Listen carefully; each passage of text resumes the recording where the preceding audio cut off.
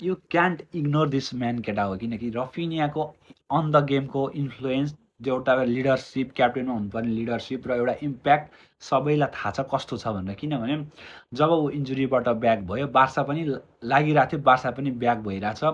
जसरी हामीलाई हरेक गेममा एमभिपी दिन्छन् उनले होइन। अनि त्यसपछि अहिले अफ द गेम क्रिसमसको यो उपलक्ष्यमा चाहिँ उनले आफ्नो होम टाउनमा गएर होइन निडी वन्सहरूलाई चाहिँ कपडाहरू अनि त्यसपछि फुडहरू बाँडिरहेका छन् होइन। अनि एउटा चाहिँ यस्तो ग्रेट जेस्चर हो जस्तो लाग्छ मलाई एउटा फुटबल फ्यान भएपछि।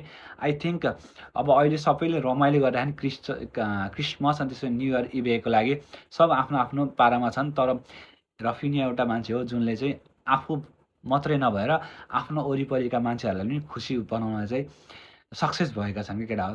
तपाईँहरूलाई के लाग्छ प्लिज डु कमेन्ट केटा हो होइन। I am so happy to see my man है केटा हो। हाम्रो एउटा क्याप्टेन जुन चाहिँ एउटा यस्तो खतरा लिडरसिप भएको मान्छेले यस्तो काम गरेर धेरै खुसी लाग्दो रहेछ केटा हो।